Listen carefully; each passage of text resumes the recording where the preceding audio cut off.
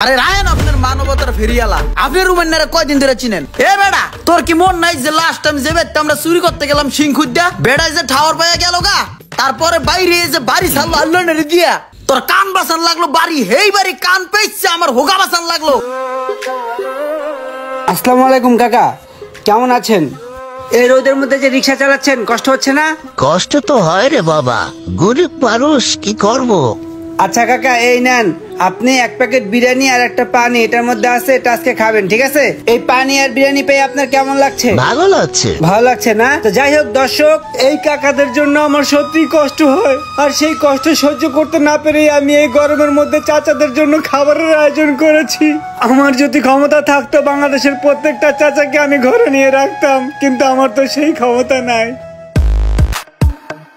শোনো বিল্লাল, সাংবাদিকের সামনে তুমি আবার কথা বলো না। প্রিয় দর্শক, আপনারা দেখছেন পাইটু টিভি, আর আজকে আমরা এমন একজন লোকের সামনে দাঁড়িয়ে আছি যাকে আপনারা সবাই চিনেন, বিশিষ্ট মানবতার ফেরিওয়ালা রোমান মিদা ভাই। রোমান মিদা ভাই কেমন আছেন? জোস। এই যে আপনি মানবতার ফেরিওয়ালা, এই মানবিক কাজগুলো করতে আপনার কেমন লাগে? হ্যাঁ জোস লাগে, আমি এটাকে অনেক বেশি এনজয় করি, আমার কাছে খুব ভালো লাগে। আসলে আমার দাদা ছিলেন একজন জমিদার, আমার বাবাও বাংলাদেশের 10 জন ব্যবসায়ীর মধ্যে একজন ব্যবসায়ী ছিলেন, তো আমি নিজেও একজন ব্যবসায়ী। আর এই সমাজসেবা করাটা এটা হচ্ছে আমাদের একটা ফ্যামিলির ট্র্যাডিশন। আমার ফ্যামিলির সবাই সমাজসেবা করে, আর আমারও সমাজসেবা করতে খুব ভালো লাগে, এনজয় করি। হালার করে হালাই কত বড় মিশা কথা কয়। ও দাদাই আসলো খয়রাতি, মানুষের বাড়ি বাড়ি চাল টুকাইতো, আর ওই কয় ও দাদাই বলে জমিদার আছিল। রোমান ভাই, আমরা যতটুকু শুনেছি এই পর্যন্ত আপনি প্রায় 1 লক্ষ পরিবার ও অসহায় মানুষের পাশে দাঁড়িয়েছেন। আপনার নেক্সট পরিকল্পনা কি? আসলে আমার নেক্সট পরিকল্পনা হচ্ছে আমাদের দেশে যারা ভূমিহীন, যাদের থাকার জায়গা নেই, তাদেরকে আমি প্রায় 2000 লোককে ঘরবাড়ি করে দিব, এটাই আমার নেক্সট পরিকল্পনা। চিন্তা কর কত বড় মিথ্যুকের ঘরে মিথ্যুক, ত্রাণের টাকা দেয় নিজের নামে বাড়ি গাড়ি করে দিস পায় না, হ্যাঁ নাকি আবার সাধারণ মানুষের বাড়িঘর উড়াই দিব, মিথ্যুক। তো আপনারা যারা আছেন দর্শক, আপনারাও চাইলে কিন্তু আমার এই ভালো কাজের সাথে যোগদান করতে পারেন। যোগদান করার জন্য ভাইয়ের পেজের নিচে অ্যাকাউন্ট নাম্বার দিয়ে দিব, এবং আমার যে পেজটা আছে সেই পেজের নিচেও অ্যাকাউন্ট নাম্বার দিয়ে দিব। আপনারাও চাইলে সেই অ্যাকাউন্টে টাকা পাঠিয়ে আমার এই ভালো কাজের সাথে থাকতে পারেন। সবসময় সাপোর্ট করে আসছেন, আশা করি সামনেও সাপোর্ট করবেন, এই আর কি। আমরা জানতে পেরেছি বিভিন্ন জায়গায় আপনার পর্যাপ্ত পরিমাণে সম্পত্তি রয়েছে। এই সম্পত্তির আসলে উৎস কোথা থেকে এবং কিভাবে?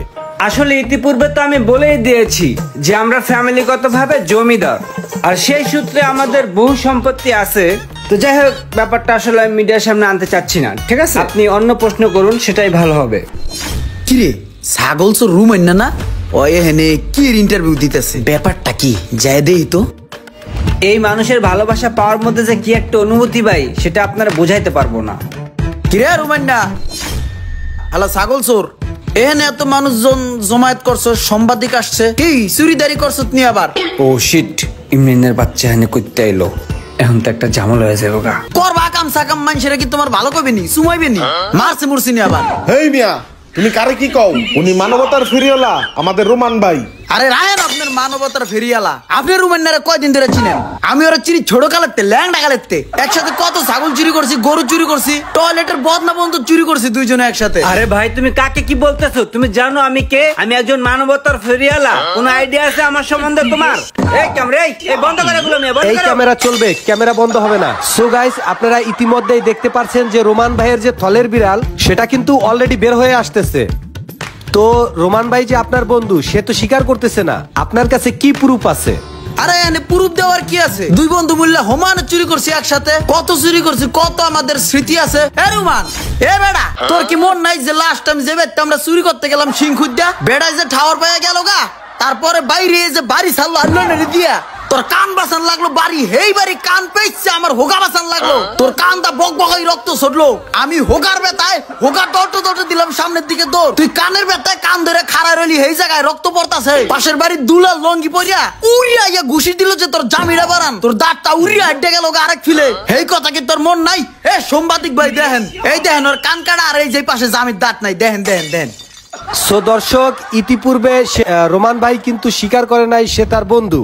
এই চোর ভাই কিন্তু প্রমাণ দিয়া দিছে যে তারা একসাথে চুরি করত।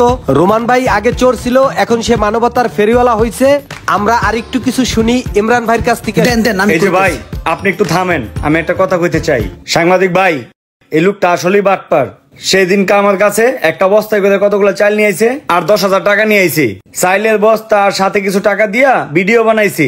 ভিডিও করা শেষে চাইলেও নিয়ে গেছে, টাকাও নিয়ে গেছে, আর আমার 100 টাকার একটা নোট দোলায় দিয়ে গেছে। আর ওই ভিডিও বানায়া লাখ লাখ টাকা কামাইছে। কিও ভাই, 1 লাখ টাকা কামাইছেন না? রুমান, তাহলে তুই ডাহাই বই এই বাটপারি করে দেশে বিঘায় বিঘায় জমি কিনতেছস না? ওর তো গোপন তথ্য ফাঁস হয়ে গেল, তাহলে আমি বাকি থাক মুখে, আমিও কয়ে দেই। ভাই সবাই যেহেতু কইতেছে, তাহলে আমিও কই, আমি বাদ থাক মুখে।